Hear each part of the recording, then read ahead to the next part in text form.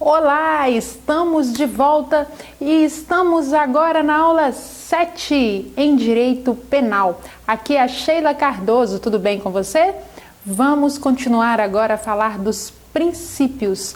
Então, vamos estudar, nós vamos conseguir os nossos objetivos, nós vamos estudar. E agora nós vamos falar do princípio da proporcionalidade. E eu quero trazer para você informações importantes sobre esse princípio, ok? Lápis e papel na mão e o cérebro conectado para aprender. Vamos lá? No princípio da proporcionalidade, tem que haver um equilíbrio entre o crime e a pena.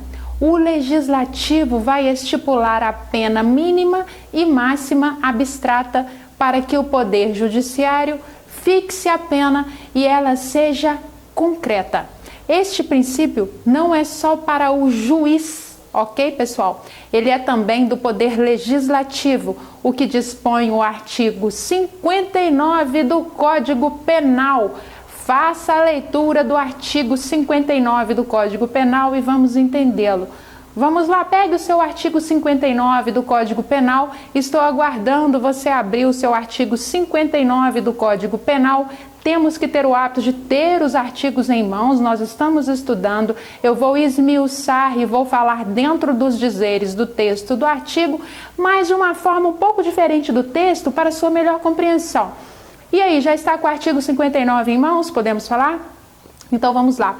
O juiz irá analisar vários requisitos do agente, os motivos, circunstâncias e consequências do crime, bem como o comportamento da vítima, estabelecendo as penas aplicadas dentre as cominadas, a quantidade de pena aplicável dentro dos limites previstos, o regime inicial de cumprimento de pena privativa de liberdade, a substituição da pena privativa de liberdade por outra espécie de pena, se cabível. Então, o artigo 59, ele traz um texto dentro disto que eu acabei de falar com vocês aí. Quem fez a leitura viu que eu acompanhei o texto do artigo, mas expliquei de uma forma que você possa compreender, e agora eu quero citar exemplos. Ou seja, haverá forte observação ao princípio da proporcionalidade para que seja imposta a pena, conforme disse o artigo. Então, vamos usar como exemplo o artigo 121 do Código Penal para exemplificar. Matar alguém. A pena por matar alguém é de reclusão de 6 a 20 anos. Porém, são analisados os requisitos do ato de matar alguém, para assim se aplicar a pena entre a mínima e a máxima. E esses requisitos encontram-se no parágrafo 1º do próprio artigo 121, ou seja, se o agente comete o crime impelido por motivo de relevante valor social ou moral, ou sob o domínio de violenta emoção, logo em seguida a injusta provocação da vítima, onde o juiz pode reduzir a pena de 1/6 para 1/3. Então, verifica-se a proporcionalidade do crime para que ocorra a sua punibilidade. Vocês perceberam? Vocês conseguiram perceber aí o artigo 121, matar alguém, ele já entra no caput com a punibilidade de 6 a 20 anos. Mas ao longo do parágrafo 1º do artigo 121, ele já agrega aí alguns comportamentos do agente quando ele é impelido por motivo de relevante valor social ou moral, ou sob o domínio de violenta emoção, logo em seguida a injusta provocação da vítima. Então isso vai reduzindo, pode reduzir a pena, por exemplo, de 1/6 para 1/3.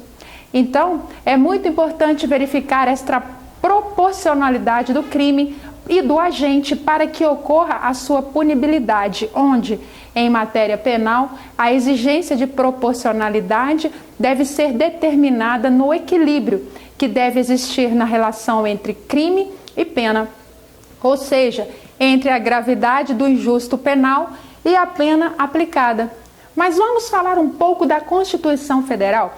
A Constituição Federal de 1988 forma os princípios jurídicos junto às regras, observando suas fundamentais diferenças e sua importância no desenvolvimento de seus papéis, permitindo assim a compreensão da Constituição de forma aberta, excluindo assim uma limitada racionalidade prática, o que ocorreria se fosse estipulado só por regras, e o que também distancia apenas de segurança jurídica se fosse apenas composta por princípios. Vocês conseguiram entender? A Constituição ela é vista de uma forma aberta, excluindo assim uma racionalidade prática, o que ocorreria se fosse estipulado somente por regras, e também o distancia apenas da segurança jurídica se fosse apenas composta ela por princípios. Então é preciso analisar a Constituição de forma aberta. A Constituição nos permite a visão não só pelas regras impostas e não só pelos princípios, mas sim como uma intermediação entre um e outro. Precisamos lembrar que os princípios são para o ordenamento jurídico uma ciência, onde todo o desenvolvimento após esta ciência deve estar subordinado, sendo ele as normas gerais as mais abstratas que servem de forte fonte para a criação do sistema normativo. São expressos os princípios que se encontram em textos normativos e são implícitos aqueles que, mesmo que não previstos nos textos normativos, podem ser extraídos do conjunto de normas constitucionais. Então, os princípios podem até mesmo invalidar regras jurídicas previstas em outros textos legais. Vocês conseguiram compreender o que eu acabei de falar? Os princípios podem até mesmo invalidar regras jurídicas previstas em outros textos legais. O princípio da proporcionalidade tem como principal campo de atuação o âmbito dos direitos fundamentais. Impõe a proteção do indivíduo contra intervenções estatais desnecessárias ou excessivas que causem danos ao cidadão, maiores que o indispensável para a proteção dos interesses públicos. Então, pessoal, existem 3 dimensões no princípio da proporcionalidade. Vamos falar rapidamente delas agora. A primeira é o princípio da adequação da pena, ou seja, a pena criminal adequada para proteger um bem jurídico. Então, o primeiro é o princípio da adequação da pena, ou seja, a pena criminal adequada para proteger um bem jurídico. A segunda é a necessidade da pena, ou seja, a pena criminal como meio necessário para proteger um bem jurídico a partir de sua lesão abstrata ou concreta. Então, a segunda é a necessidade da pena, ou seja, a pena criminal como meio necessário para proteger um bem jurídico a partir de sua lesão abstrata ou concreta. E a terceira é a proporcionalidade em sentido estrito, ou seja, a proporcionalidade em relação à natureza e extensão da lesão abstrata ou concreta do bem jurídico. O que será então a proporcionalidade em sentido estrito, ou seja, a proporcionalidade em relação à natureza e a extensão da lesão abstrata ou concreta do bem jurídico. Portanto, é preciso que se estabeleça a proporcionalidade em várias formas de aplicabilidade do direito, para que assim não ocorra excessos ou a falta de punibilidade correta diante a um fato ocorrido. Pessoal, em um Estado democrático de direito, o direito penal tem fundamentos e normas proporcionais, garantindo os direitos fundamentais em busca da defesa dos direitos humanos, impedindo assim o arbítrio e protegendo o bem jurídico mais importante de forma necessária e adequada e com ponderação.